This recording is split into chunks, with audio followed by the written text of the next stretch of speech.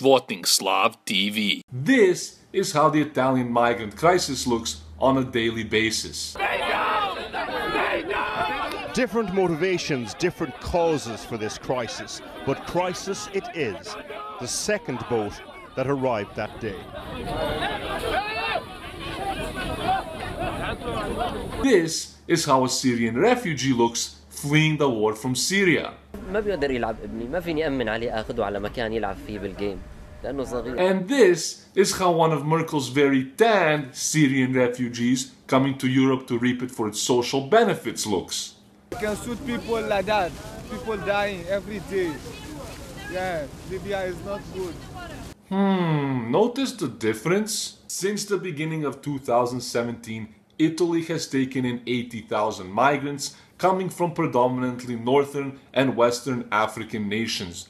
Despite the mainstream media's claims that these Fugazi refugees are coming from Syria, these migrants, as we all know it, are coming in from countries such as Libya, Eritrea, Nigeria, and as far east as Bangladesh. This is like the Bangladesh section of the boat, yeah? Yes, that's right, Bangladesh, because as we all know, there's a huge war happening there, and thousands of people are fleeing for their lives.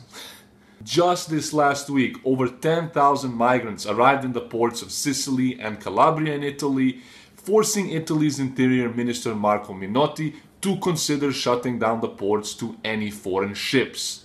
That's carrying approximately 700 people on 2 different levels. This comes as no surprise, considering that the EU, which is largely responsible for the migrant mess, has turned its back on Italy, advising the country to make the best of the migrant crisis and to use the migrants as a national and economic benefit. For a successful migration policy, we don't just need bans. We need rules which allow us to use immigration as an opportunity, not just for ethical reasons, but quite simply also out of economic self-interest. That's some very wishful thinking, considering the fact that the majority of migrants that enter Italy will continue to hop the borders into Western Europe, where they'll try to live off the social benefits of the Scandinavian and Western European nations. This week, more than 400 migrants in Italy clashed with police at the French border, demanding to be allowed through. Go France, no Italy. The migrants that do choose to stay in Italy usually don't become doctors and lawyers, but rather beach merchants who try to push you into buying fake Rolexes and counterfeit Prada sunglasses. Where do you think I got these? In reality, the only people that truly profit from the migrant crisis are the NGOs and human traffickers who are perpetuating the migrant problem. Rescue blankets, we need rescue blankets. Every day, thousands and thousands of Libyan migrants pay thousands and thousands of euros to Libyan human traffickers to put them on shitty little dinghy boats, send them a few miles off the Libyan coastline, where they wait to be rescued by these so-called NGO charity boats. Les enfants, yeah?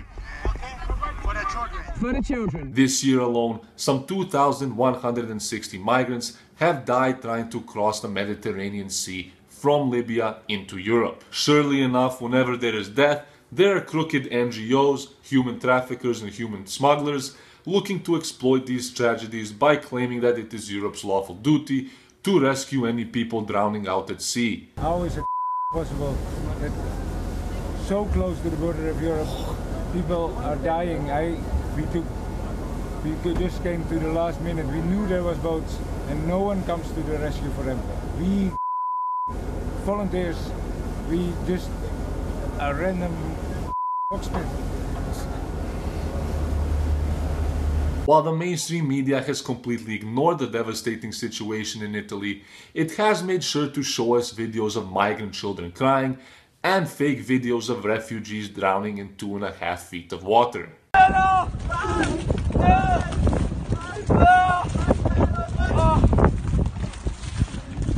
In recent days, Italy has turned to other member EU states such as Greece for help, realizing that the migrant crisis is reaching critical mass. Unfortunately, it's gotten no real help from its EU neighbors, who can only stand and watch as other member states such as Hungary and the Czech Republic continue to close their borders off to migrants. Since the EU struck a deal to halt the migrant influx coming in from Turkey last year, the Balkan route previously taken by migrants through Greece has withered down to a tiny trickle. This has in turn forced a large majority of migrants to enter Europe via the Mediterranean Sea, causing this large influx of over 80,000 migrants in Italy this year. As Italy continues to face mounting pressure from the EU during this very difficult situation, it will come as no surprise if the country resorts to desperate measures in an attempt to alleviate the current crisis.